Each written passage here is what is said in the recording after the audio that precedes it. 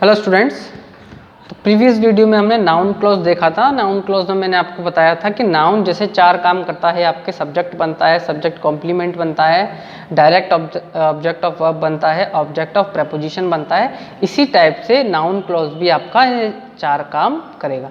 तो पहला एग्जाम्पल मैंने लिया था नाउन क्लॉज का, जो कि आपका सेंटेंस में सब्जेक्ट बनना है, यानी यहाँ तक कि अगर आप बोलेंगे तो ये सेंटेंस का एज ए लिख सकते हैं, as a subject of sentence. ठीक है क्या? नाउन क्लॉज है और काम कैसा कर रहा है? As a subject of sentence. ठीक है, ये पहले का एग्जांपल। अब हम देखते हैं सब्जेक्ट कॉम्प्लीमेंट कैसे बनता है। तो आप ये देखेंगे कि the wonderful thing about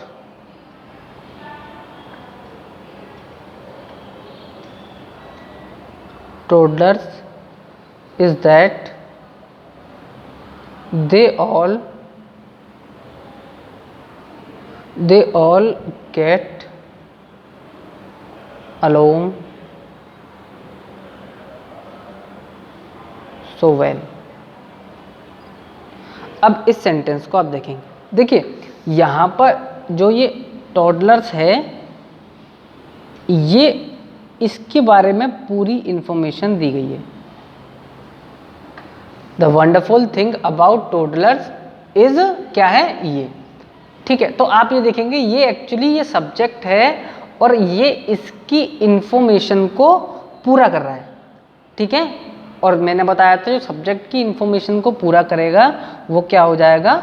subject complement हो जाएगा। ठीक है, तो ये एक्चुअली आपका क्या होगा?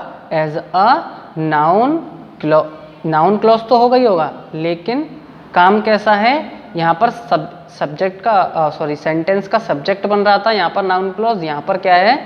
सब्जेक्ट लिख सकते हैं, as a subject complement, subject complement. ठीक है, देखिए है तो नाउन क्लॉज, लेकिन यहाँ पर काम अलग हो गया, यहाँ पर काम अलग हो गया। ठीक है, यहाँ पर सेंटेंस का सब्जेक्ट बनना था, यहाँ पर सब्जेक्ट कॉम्प्लीमेंट है, यानी सब्जेक्ट को पूरा करने वाला। Third example,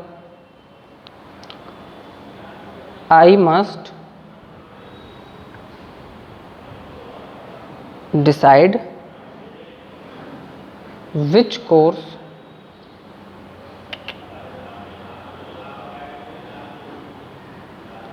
is the best to take। अब इस एग्जाम्पल को देखिए आप, तो आप ये देखेंगे ये जो पार्ट है आपका आई मस्ट डिसाइड, ये आपका वर्ब हो गया, और ये वर्ब का डायरेक्ट यहाँ से यहाँ तक ये पूरा ऑब्जेक्ट है आपका। भाई क्या डिसाइड करना चाहिए उसको? ठीक है, तो आपका आंसर होगा which course is the best to take. ठीक है, यानी ये आपका क्या बन जाएगा? ऑब्जेक्ट हो जाएगा सेंटेंस का, और ये वर्ब का डायरेक्ट ऑब्जेक्ट हो जाएगा। तो आप बोलेंगे होगा क्या? ये नाउन क्लॉज होगा। ठीक है, नाउन क्लॉज ही होगा। क्लॉज क्यों? क्योंकि इसके पास सब्जेक्ट भी है और वर्ब भी है। ठीक है, और का नाउन इसलिए क्योंकि ये सेंटेंस में क्या बन रहा है? वर्ब का डायरेक्ट ऑब्जेक्ट। तो आप लिख सकते हैं as a direct object to the verb. ठीक है, next example, object of preposition और देख लेते हैं। ठीक है, जैसे आपसे बोला जाए lonely old people like speaking to whoever will listen। तो आप देखेंगे यहाँ पर ये whoever will listen है, ये आपका सब्जेक्ट, ये वर्ब हो गया। ठीक है, तो क्या हो गया? क्लॉज तो हो गया। और आप देखेंगे ये टू के बाद लग रहा है, तो आप इसको बोलेंगे object of preposition, object of preposition. ठीक है, और नाउन क्लॉज तो हो गई होगा, क्योंकि नाउन क्लॉज का भी काम क्या होता है, ऑब्जेक्ट ऑफ प्रेपोजिशन। ठीक है, क्लॉज क्यों, क्योंकि सब्जेक्ट भी है, वर्ब भी है। नाउन क्यों, क्योंकि ऑब्जेक्ट ऑफ प्रेपोजिशन बन रहा है, और ऑब्जेक्ट ऑफ प्रेपोजिशन कौन बनता है, नाउन क्लॉज। ठीक है, तो ये चार एग्जांपल मैंने आपको दे दिए कि नाउन क्लॉज कैसे कैसे आप पहचान लेंगे। तो अब इसमें आपको कुछ एक्सेप्शन केस भी हैं, इनके अलावा ये काम तो होते ही हैं, इनके अलावा और क्या नाउन क्लॉज हो सकता है, तो उसको आप देखते हैं। चलिए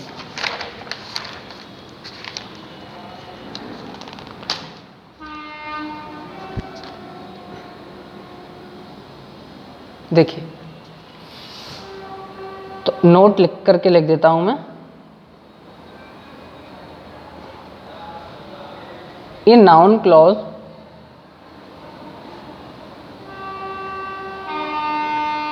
is often introduced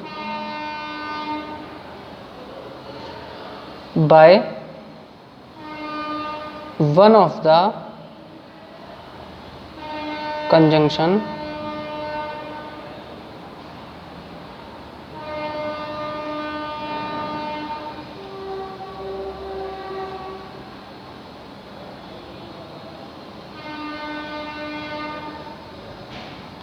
that,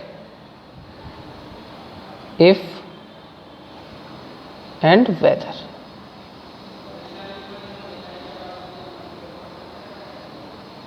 तो आप देखेंगे ये तीन कंजंक्शन मैंने दिए हैं, इनसे भी आप जो है नाउन क्लॉज आपको मिलेंगे। जैसे फॉर एग्जांपल मैं लेता हूं, जैसे मैंने बोला he asked me whether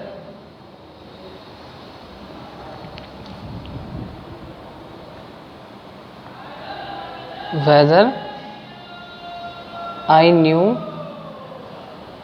the new neighbors। ठीक है, तो यहां पर भी आप देखेंगे ये जो आपका क्लॉज होगा कैसा होगा, नाउन क्लॉज। ठीक है, कैसा होगा, नाउन क्लॉज होगा। ठीक है, और एक एग्जांपल दैट का देख लीजिए। मान लीजिए लिखा हुआ है ही said that he knew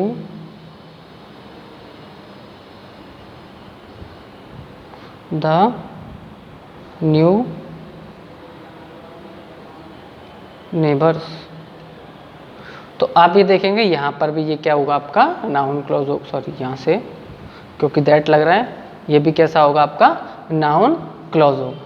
ठीक है, और ये आपने स्ट्रक्चर एक्चुअली डायरेक्ट और इनडायरेक्ट में देखे होंगे। ठीक है, एक और नोट आप लिखेंगे जिसमें a noun clause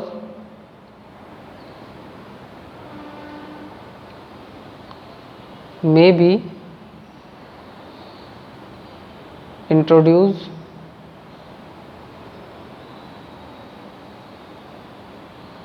by a WH word, यानी WH फैमिली इंट्रोगेटिव वर्ड होते हैं आपके, सच एज इंट्रोगेटिव वर्ड लिख दिया, बहुत है इतना, बाकी आप समझाएंगे। जैसे वाई है, वेन है, वेयर है, हाउ है, तो इनके मैं एग्जांपल लिख देता हूँ एक एक। जैसे कि he asked me why the child was crying। ठीक है, तो ये भी आपका कैसा होगा, यहाँ पर ये आपका जो दिख रहा है आपको, ये आपका नाउन क्लॉज होगा। ठीक है, एक एग्जांपल और, he asked me who was in charge of the operation। ठीक है, इसमें भी आपका क्या होगा, यहाँ से नाउन क्लॉज। ठीक है, एक एग्जांपल और देख लेते हैं, दे decided which charge had to be paid। तो यहाँ पर देखेंगे आप ये क्या होगा, क्लॉज होगा। ठीक है, तो और भी आपके इंट्रोगेटिव वर्ड हैं जितने भी, उनसे आप बना सकते हैं सेंटेंसेस। ठीक है, चलिए नेक्स्ट वीडियो में मिलते हैं। नाउन क्लॉज आपका खत्म हो गया, इसके बाद हम पढ़ेंगे एडजेक्टिव क्लॉज। Thank you.